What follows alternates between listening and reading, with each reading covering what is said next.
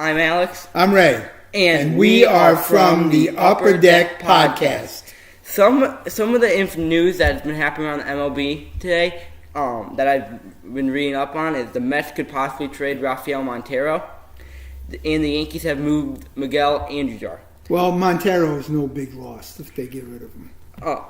And Miguel Andujar's stats for over the games he's played in the spring training so far. He has 11 hits and 44 plate appearances, 4 home runs, 10 RBIs, a .262 batting average.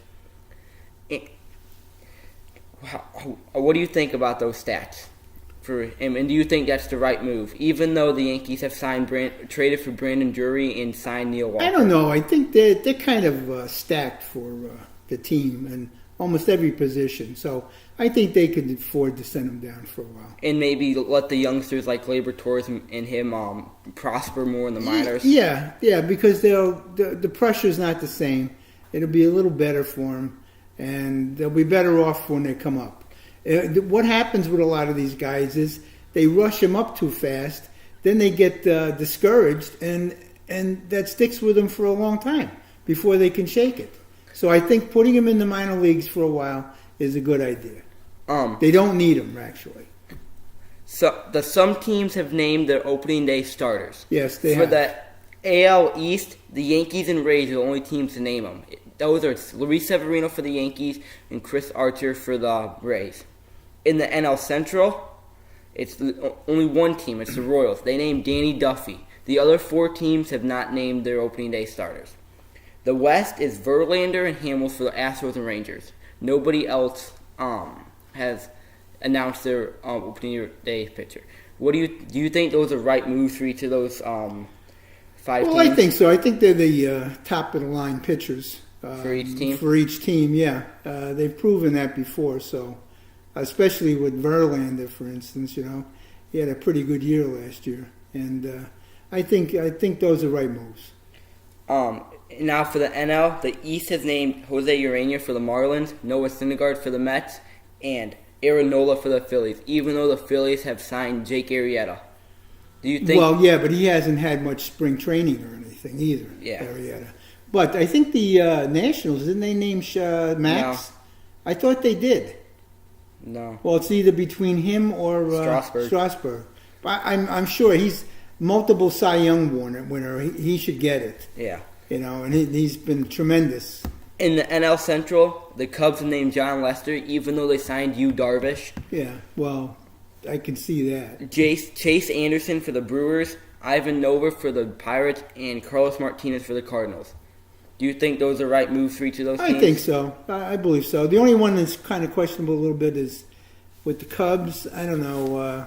I guess that's pretty good, though. They're a stacked team, too. They're pretty... They've been really hitting the cover off the ball also, because I've watched some of their games, and their batting is really tremendous right now. And Schwarber, he lost a lot of weight, and he's still hitting home runs though. So, in the NL West, the 3 teams I've named them the Dodgers, Pirates, and Giants. It's Kershaw for the Dodgers. Bumgarner for the Giants. Who else? And Clayton Richards for the Padres. Yeah, enough said. What are you going to, those, the first 2 guys are, they're a no-brainer. So. Today we're just going to talk about like 1 or 2 topics that we've been discussing on and off the podcast this past week. Mine is going to be the pace of play, and Ray's is going to be the 25-man roster. And a few other little tidbits here and there, too. And the 3-man pitching rotation. Oh, the 3-man pitching rotation, correct. So, would you like to go for... Oh, and we're also going to introduce a new thing into the podcast. It's going to be Ray's Talk, where he's just talking. Because I feel like I talk too much, and I always cut him off. We're going to introduce a Rays Talk, so that's going to begin. That's when I should do my thing, right? Yes. Okay. So you're going to go first, and you're going to do one of your topics. Okay. And that's going to Rays Talk's going to start now. Okay. Well, let's start it with the 20-man roster, 25-man roster. That has been in effect for baseball since 1920. I know they have a 40-man roster where they keep the other guys down in the minor leagues, but that's still they still have to wait to get the guy up instead of having him sitting on the bench. And with the most teams carrying anywhere between 12 to 14 pitchers, that leaves you only about 3 or 4 guys on the bench. You always need a second catcher, and that leaves you down very, very thin in the rest of the guys on the bench. Of course, you always got the utility men on there, but still, if you had 30, you could have 14 or 15 pitchers, since the managers today love to change pitchers in between right, left, right, and so on. So they could use like 20 pitchers or whatever. But I think that it's about time that baseball upgraded that. I mean, we have replay now. We never had that before. We've had the designated hitter for far too long, which I think they should change that too. And a few other things. The intentional, when I get from Keith Hernandez, the abracadabra walk. You know, it's all of a sudden the pitcher looks in and the guy goes, yeah, it's okay, and he walks there. I mean, I've seen in my lifetime guys hit home runs off an intentional walk, get hit by the pitch, strike out. There's a million different things. If you got guys on base, you can overthrow the catcher. The guy can advance. Just having them pass by, what is that going to save? 10 seconds or 2 minutes in a game? It's ridiculous. Baseball and some of these rules they're coming up with is just absolutely ridiculous. I believe that we should go back to the old days of getting rid of the DH, getting rid of the instant replay, because that's another thing. Where a guy, they want to get the game, faster, and a guy gets a hit on first base. He's stretching it into a double. The guy tags him at second. And the umpire says he's out, and the guy feels like he's safe, so he's waiting into the dugout for them to look upstairs to get the okay whether they're a challenge or not. It's absolutely ridiculous. The baseball survived for over 100 years with not having replays of any sort. The umpire was the guy that made the decision, and that was it. And another thing, I mean, I miss seeing guys running out on the field, the manager, and arguing with him about the play. They don't do that anymore. So, okay, I'll pass it back to Alex now. Well, my topic was pace of play. He basically just talked about the replay and what I was going to talk about taking too long in the game.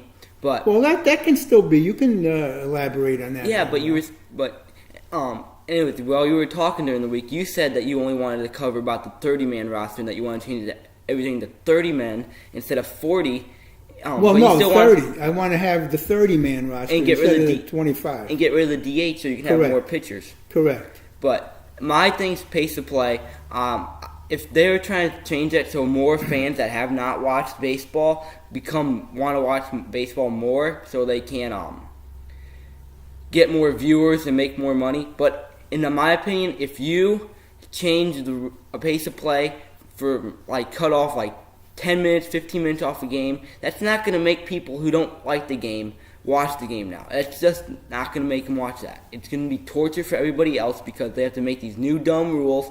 Like in the minor leagues, they made the rule that if the game goes into extras, a man starts on second base. Yeah, that's ridiculous. That ruins the game. That's like softball. Yeah. The pace of play needs to stay the exact same. It's perfectly fine. The people who've watched the game like it. They will always watch the game. People who don't watch the game are not going to change because they just started changing pace of play rules. That's not going to happen. I know. The chase of play rule, what is it going to save? 10, 15, half an hour maybe? Big deal. Yeah. I mean, people come to the ballpark, for instance. They like to have it. It's leisurely. They have hot dogs, beers, whatever, and it's fun. And even at home, people sit down. They watch the game on TV. They have whatever they want. And it doesn't matter if it goes 3.5, 3:15, 3:10. It used to be in the old days, games were like 2 hours and 15, 2 hours and 30 minutes. But with all the changes of the replay and the changing the pitchers and all this jazz, that's why it's going so long. And if, in my opinion, if they really want to change pace of play without changing the actual rules, if the pitcher comes out and is already thrown in the bullpen, He comes out and doesn't have to throw a warm-up pitch on the mound. Right. He just goes out there and he throws. There's no one pitch. That's it. There's no commercial break. There's nothing because that's cutting the advertisement for the MLB, but that's also losing time and causing the pace of play to go long because of all the commercials. Well, wait a minute. You talk about getting rid of commercials. Baseball is not going to do that. I'm not talking about getting rid of commercials because that's where they make their money. Well, if they're going to do it, they can show them like. As the pitcher's running out, they can have a little square in the bottom of the screen for the commercials. Not have the pitcher warming in the bullpen already come out and throw another 20 pitches and go to a minute-long commercial break. Correct. Yep. I agree with that wholeheartedly. They should do that. That's my opinion on pace of play. And do you want to talk about your three-man pitching rotation? Yeah, before I get to that, though, let's make a note about something here with baseball and in the hierarchy of baseball. These guys, they sit in their little ivory tower, and all they're looking at is the dollars and cents. How much money they make from TV, how much money they make from the advertising, how many beers are sold, how many hot dogs are sold, so forth and so on. I mean, it's ridiculous the stuff that they're doing. Sometimes they're ruining the game with all these changes that they're making. The walk, the relief pitches for right, left, right, and the replay. The replay really gets me because anything that happens, the guy's going to look into the dugout, he's going to wave, hey, let's take a look at that. And that takes a lot of time. It's ridiculous. Get rid of it. The umpires have been doing a fine job for over 100 and something years, and they can continue to do that. All right, once in a while they might change it, but big deal. It's not going to change everything. If they wanted, they should have it in the playoff games to get it right. And I talk with my hands, so. Yeah, you're shaking the table. Oh, I'm sorry. Yeah. Let's get down to. There's one more thing I want to say. Yeah. Didn't you also want to talk about the long pitching contracts that people get for 5 years? Well, I thought we were going to talk about that another time. No, because next week is going to be predictions, record predictions and stuff. So if you want to talk about that right now, I'm an old guy. I forget things like that. So anyway. But these some of these contracts, why they were wondering why Arrieta wasn't signed to a contract, some of these other guys weren't signed to a contract, because these guys are looking for, they have 1 or 2 good years, and then they want to sign a contract for 6 years, 7 years, 8 years, 10 years. That's absolutely ridiculous. Kind of like the Eric Hosmer in the Padres. Yeah, and even Giancarlo. He's got a 10-year contract. Yeah. And they did that before with some other guys, Barry Bonds and Bonilla for the Mets. They were paying him after he retired for 10 years. It was ridiculous. They should really, the commissioner, they want to keep a salary cap, or they ought to do something with the length of contracts. They should have for pitchers no more than 3 years, and for position players no more than 4 or 5 years. 6. All right, maybe 6. All right, somewhere in there, between 4 and 6. That's it. Under the rookie contract, which is always under 6 years, unless they get re-signed. Okay. Any player can sign it under 6 years. A 10-year contract for an athlete, which baseball players are questionable whether they're athletes or not, but is ridiculous, because they start to break down. If you're playing 162 games a year, you're going to break down. And if you're a pitcher, you're pitching 30 times, not counting all the bullpen sessions and all that jazz. Plus postseason and spring training. Oh, spring training is another thing we can get into. But anyway, that's too long of a deal. 3 or 4 years for a pitcher is sufficient, much more. If they want to pay him $25 million a year, fine. That's up to them, but that's my opinion on that. Okay, so now you're going to talk about the 3-man rotation. Yes, let's talk about the 3-man rotation. That I've read about that before. A couple other people have proposed that for so the pitchers don't break down and so forth. Basically, what they do in the postseason. Yeah, well, kind of, not all the time. It depends, but just have your starter start. He pitches 3 innings. If they shell him in the second inning, well, then maybe you take him out. But if he's going okay, gives up a run or 2, it's fine. But he goes for 3 innings. Then you have another guy come in for 3 innings. And then if he gets shelled, you take him out, of course, whatever. But if he's doing okay, you leave him in for 3. And then for the last 3 or 2.5 or whatever it is, you bring in your closer. I think a closer should be able to go for 3 innings. If he can't, then you have your setup man and your closer, so you use 4 pitchers. That would eliminate the ability to throw no-hitters in perfect games, though. Well, that's something that I think if they're going to take it for their health and it's going to extend their career, which it would, I think that could go by the wayside. I don't think that's, well, I don't know. We'd have to rethink that perhaps. But it could be it's been done before. They've had a no-hitter and they took the guy out and they bring another guy in and he won the game and they still get a no-hitter. So it depends. Yeah, but that's something they can work out. But that's a combined no-hitter. That's not as luxury as one pitcher pitching an all 9 innings, throwing 110 pitches and getting all 27 outs. Well, yeah. Well, look at Santana for the Mets when they pitched that perfect game. No-hitter. That no-hitter. After that, he was washed up. You know, he hardly pitched that well after that. So it took a lot out of him. And so you got to look at it that way too.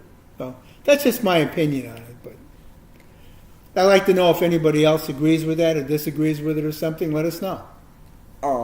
So that's probably gonna be the end of today's podcast. Next week's is gonna be longer.